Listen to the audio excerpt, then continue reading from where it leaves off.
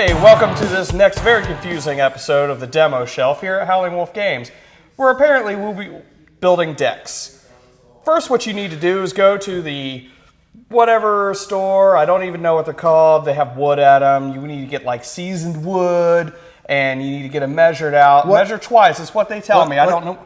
What are you talking about? Building decks. No. We're doing deck building. Yes, that's what I said. No, deck building games. Who? The deck building games from CRYPTOZOIC. Look behind you. Those games. Oh, that's what those are. You don't know anything about building decks. You just. That's why I was confused. Yeah. Let's go to the table. So here we have a selection of the CRYPTOZOIC deck building games. They use what's called the Cerberus engine, which I'll talk to you in a second. But we have a collection here. We have 3 of the DC deck builders, and we have 1 from The Hobbit and the Cartoon Network. Yep, the Crossover Crisis. Yes, that is the newest one to come out. They're all based on the same thing. It's called the Cerberus engine. What that means is you have a starting deck of 10 cards. You're going to have 7 will be power cards, which give you a +1, and 3 that give you 0. Just nothing cards. Yeah. So you shuffle those up, deal yourself 5, and then from that you're going to buy a collection of cards that's out in front of you. And this is going to be the same for every version of this. It's basically you build the deck just like you would, say, Magic the Gathering, except you're not going to spend thousands of dollars to get the cards you want. They're all right there, and you're buying it with power. And through the course of this, as your deck builds, you're ideally wanting to build up a deck that can take down the supervillains. Right. Which are going to be the big bad, the bosses of each one. Unless you're playing Forever Evil, then the bosses are going to be the characters of this game. So the bosses of Forever Evil are Superman, Batman, Aquaman. Yeah, basically your Justice League characters. Yeah. Which, I have to say, I think out of all of them, the Forever Evil is probably my least favorite. Really? I don't know why, it just plays weird to me. See, I think it's my favorite. It's the meanest of the ones as far as being able to play on each other and take away victory points and get victory points. So I think this one is the meanest. I think this is the first one, 2012. Was the first one that spawned, and each one is different. Even though they all play the same, they're each different. Whereas this one here, the Teen Titans. Yeah, this one actually there are ongoing cards. There are cards that go out and they stay out. Like in this and this, they're locations. This one has those locations, but it has cards specifically that are called ongoing cards. And a lot of the characters in this run off of you having specific ongoing cards out and ready to go. Yeah.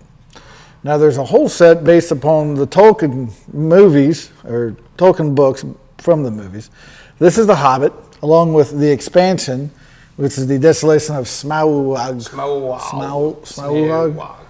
Smaug. Right. But this is the entire movie in one game, one expansion. The thing that makes this one different is the bosses is the same boss. You start with the trolls, and you have to beat the trolls 3 times. But every time you beat the troll, whoever beats them will get a special weapon, which how they find in the movie. Really cool. I like the looting aspect of it. Yes. So that one's different. There's also since we're in Tolkienverse, the Lord of the Rings, brutal. The second one. The second one has a mechanic called the wall cards. And you have the wall, and as the wall crumbles, one person just not going to be able to win the game. They're going to lose, and at that point, they're just trying to make it difficult on everybody else. Right. So one thing this series does well is expansions. There's an expansion here, of course. There's multiple expansions with the Arrow, based on the TV series. It has one. It also has one based on The Watchmen. And that's not even going into the Crossover Crisis expansions. No, these are small box expansions. They have large box expansions, which... Or not the Crossover Crisis, the Crisis. Yeah, the Infinite Crisis ones. That's it. Yes. Those introduce a super hard mode, which is really hard. It puts in a cooperative element to the game, but that makes the game real hard. So there's a lot of variety. Which is good to point out that this is normally not a cooperative game. No. The Marvel version of the deck building game, Legendary, is a cooperative game, but this is not. You are going head to head against the other players, and with those expansions would put you in a cooperative position to take out these supercharged villains. Right. And we have at least one more coming out this year, which is the Attack on Titan. Which I heard that there's mechanics in that I'm really, really excited about trying out. Yeah, that one's going to be more of a co-op where you work together to take down the Titan, and there's a little standee where you can climb on the Titan. With a wall. There's a wall that you would be attacking from, and the Titans can knock down parts of the wall where you wouldn't be able to.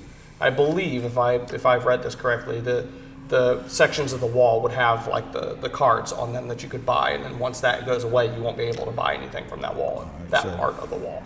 So we have that one, and then also Naruto for anime fans. There's a Naruto version of the deck building game, which is also really cool. Mm-hmm. We have these for your comic book fans. We have the Hobbit, and there's a Street Fighter as well. There's a Street Fighter one, and the one we haven't talked about yet, we'll finally talk about, is the newest one as of today. Attack on Titan has not come out yet as today. Right.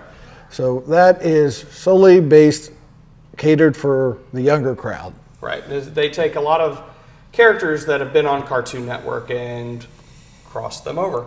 You can play as Samurai Jack, Courage Cowardly Dog, Jake and Finn are their own card. Yeah. And it goes along the same concept. You're fighting villains by building up your deck. Weaknesses, which we haven't went into, which take away your victory points, are a little different in that you have to do things that the weaknesses have printed on them, and they don't take away from your victory points.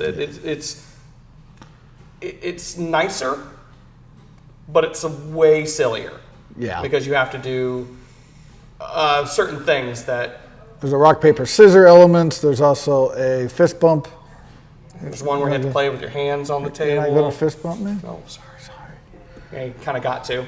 Yeah. And the instructions on how to fist bump are in there. So if you don't know how to fist bump, it's there. And the explosion option, that's just an option. You don't have to do that. Yeah. So I feel these CRYPTOZOIC games, there is a version for everyone. Definitely. You'll have to, you'll find whatever you prefer, whether it be a nicer, meaner, fantasy, sci-fi, the anime. There's a version out there. Definitely.